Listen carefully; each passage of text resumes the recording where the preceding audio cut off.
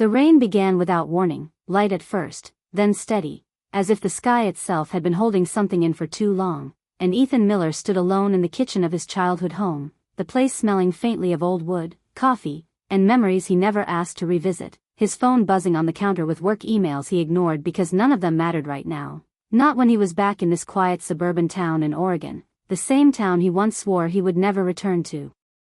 Yet here he was at 35, successful by most standards, respected in Seattle's corporate world, but strangely empty when the noise stopped, and the house felt larger than it should, until the sound of the front door opening pulled him from his thoughts and Clara Hayes stepped inside, shaking rain from her coat, her presence instantly changing the air in the room, not because she tried to, but because she always had that effect on him, even years later, even after distance and time had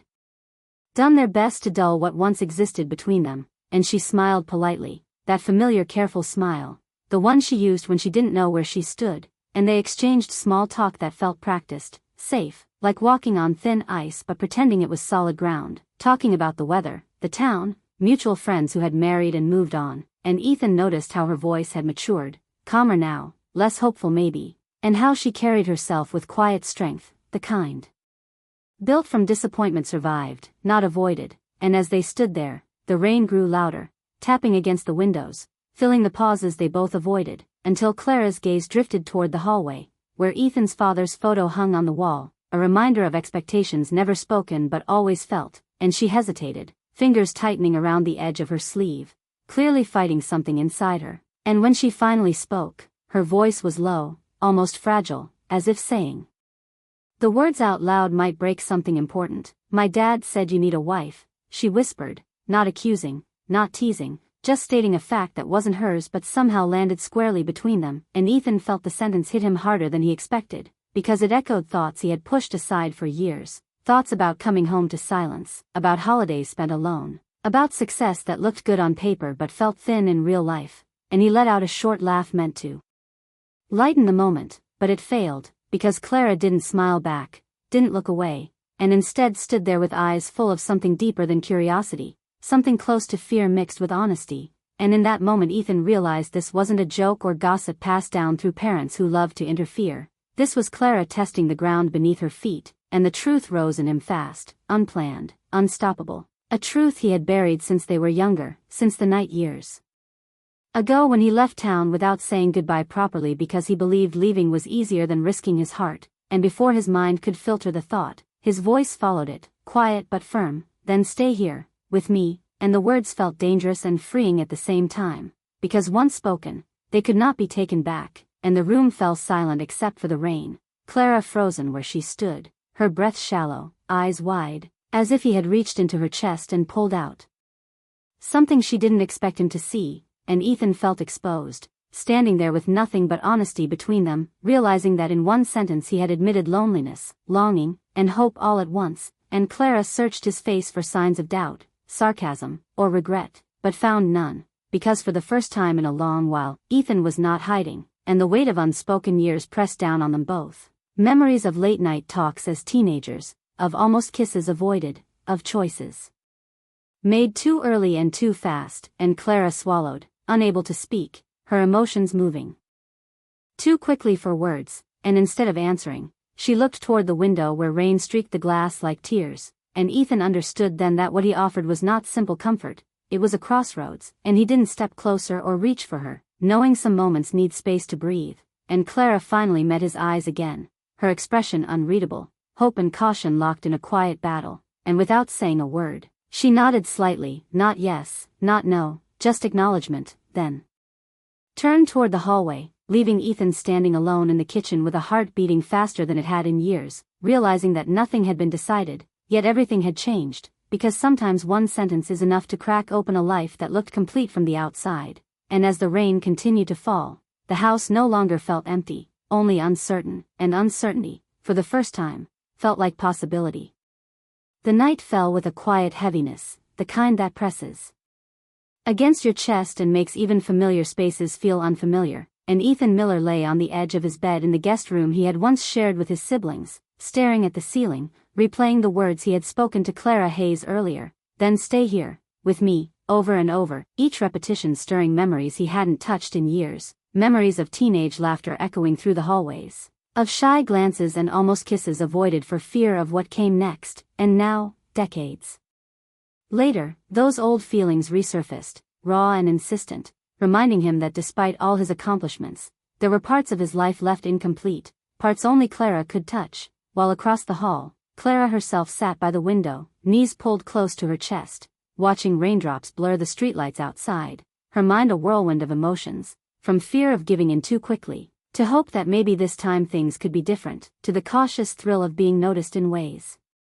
that mattered, and she thought about how she had come to visit without expectation, just nostalgia and courtesy, and how suddenly, in one whispered sentence, everything had shifted, making her heart feel both lighter and heavier at once, and she remembered every shared joke, every quiet moment in the past, and how easily she had imagined what could have been, yet never dared to voice it, and as the hours passed, silence dominated the house, thick and full of anticipation, and when morning finally arrived, the sunlight spilling softly through the blinds, Ethan and Clara met at breakfast, both uneasy, both aware that the distance of years had not erased what lingered between them, and conversation started carefully, small comments about the town, about old friends, about how strange it felt to be back, yet every word carried weight, every glance a question, and finally Clara, unable to contain herself any longer, asked the question that had been burning in her chest, "Ethan, what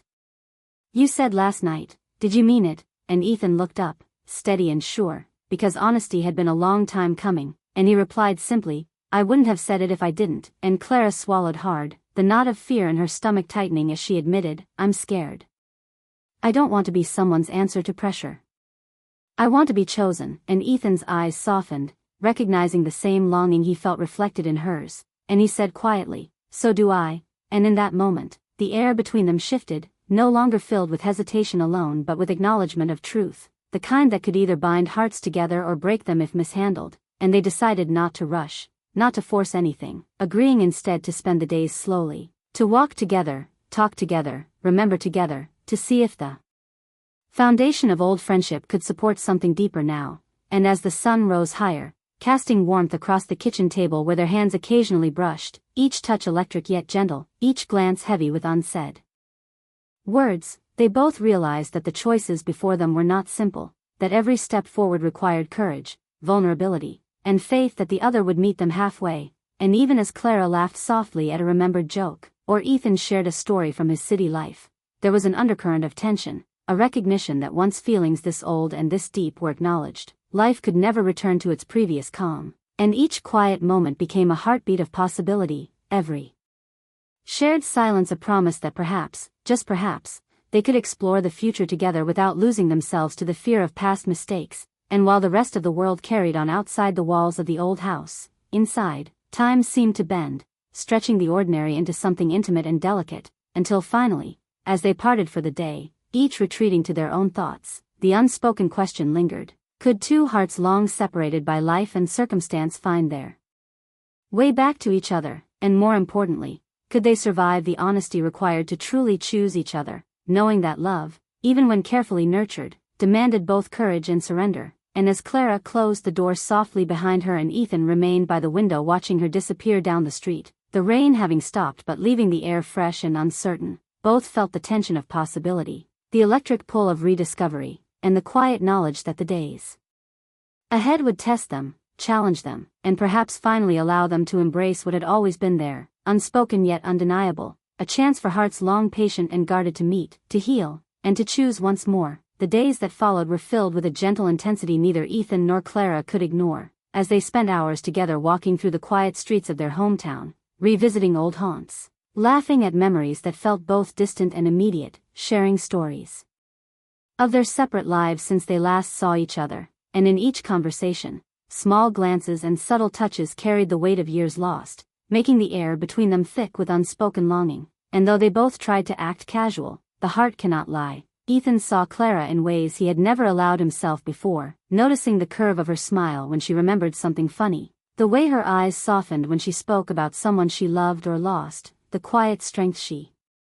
carried from hardships he hadn't known, and Clara, in turn, saw the man Ethan had become, steady, thoughtful, capable, but with a loneliness that mirrored her own, a longing for connection that went beyond words and gestures, and each night, they found themselves sitting together on the porch as the sky faded into twilight, comfortable in the silence that was anything but empty, feeling the pull of something deep and undeniable. Until one evening, as the sun dipped low and painted the horizon in shades of amber and rose, Clara spoke, her voice trembling slightly. "I'm leaving tomorrow," and Ethan felt the weight of her words press against him, a sudden urgency that made his chest tighten, and he simply said, "I know," because in that moment, neither of them needed to pretend that the impending goodbye didn't hurt. But Clara hesitated, taking a deep breath. "If I stay, things will change," and Ethan met her gaze steadily. "I want them to," he said, his voice quiet but firm, carrying a sincerity that reached past walls built from years of caution. And for a long while, silence stretched between them, heavy with questions neither wanted to voice, because to admit the depth of their feelings was to risk everything, yet the pull of honesty demanded they confront it, and Clara stood slowly, fighting tears she refused to shed, her hands clasped tightly in front of her, and Ethan stood too, heart pounding, knowing that words were no longer enough, that this was a moment where gestures, presence, and vulnerability spoke louder than anything rehearsed. "I need to know this isn't just comfort or fear of being alone," she admitted, her voice breaking slightly, and Ethan reached for her hand, but stopped, letting her choose, letting her see that what he offered was not a demand, not a pressure, but a reflection of truth. "It's not," he said softly, "it's you. It's always been you. I just didn't know how to say it before," and Clara's eyes filled with tears. She quickly blinked away, the storm of emotions inside her raging, hope mingled with fear, desire tangled with caution, and yet, despite every instinct to flee, she felt something undeniable, a magnetic pull toward the man who had always mattered, the man who now stood before her, open, vulnerable, and patient. And as they remained on the porch, the world outside faded, leaving only them and the possibility of a future neither dared to promise, yet both secretly hoped for, because in every glance, every breath shared, they found pieces of themselves reflected in the other, and it became clear that the love lingering between them was not fragile or fleeting. It was rooted in years of knowing, years of longing, and even though the choice was terrifying, it was also liberating. And as the sky darkened and the first stars appeared, Clara finally turned toward the house, not away, feeling the first real stirrings of courage, realizing that the heart, once awakened, could not ignore its truth, that love this persistent could not be denied, and that sometimes, the hardest step was the one that led to staying, to facing fear, and to letting someone in who had always belonged. Morning arrived with a pale light spilling through the windows, the air crisp and quiet, carrying the faint scent of rain from the night before, and Clara Hayes moved through the house with slow, careful steps, her heart pounding as she packed her bag, each movement deliberate as if she were trying to delay the moment she knew was coming, the moment when she would have to leave Ethan Miller's home and return to the life that had always felt safe but incomplete. While Ethan stood by the kitchen window, watching her from the shadows, his chest tight with anticipation and fear, knowing that today could change everything. That one decision could either close a chapter for good or open a door to a life they both secretly longed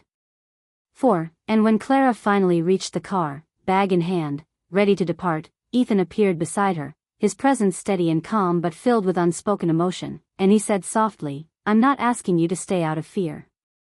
I'm asking you because I see a future when you're here.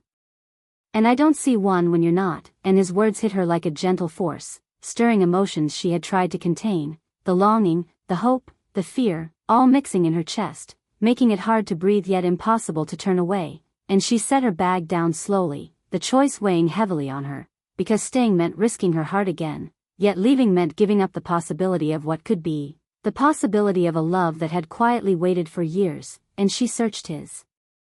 eyes, looking for any hint of doubt, but found none, only truth, patience, and a quiet insistence that this moment was theirs to claim if she dared. And with a trembling breath, she admitted, "I don't want to run anymore. But I need this to be real." And Ethan's smile was soft, full of relief and promise, as he took her hand gently, the connection electric but tender, conveying everything words could not, and he said, "Then let's make it real together." And she stepped closer, letting herself feel the pull she had denied for so long, the pull of being seen, chosen, and loved without pretense. And as she finally embraced him, not in haste or desperation, but with certainty and calm, the clouds above parted just enough to let sunlight spill over the quiet street, bathing them in a warmth that felt like a blessing. The ordinary morning transformed into a moment suspended in time, full of possibility, And as they stood there, holding on to each other, it became clear that love, patient and honest, could heal the loneliness of years, that the courage to stay, to face uncertainty together, was the most profound act of faith they could offer, and in that simple, quiet union, they found a beginning rather than an ending, a chance to build a life chosen freely, not because of pressure or expectation, but because they saw each other fully and wanted to walk forward together, and with the sunlight warming their faces, the quiet street witnessing their unspoken vow, they knew that whatever challenges lay ahead, this moment marked the start of a story written by their hearts, a story of love reclaimed, fear overcome, and the beauty of choosing each other, not out of necessity, but out of truth, hope, and the unshakable certainty that they finally belonged together.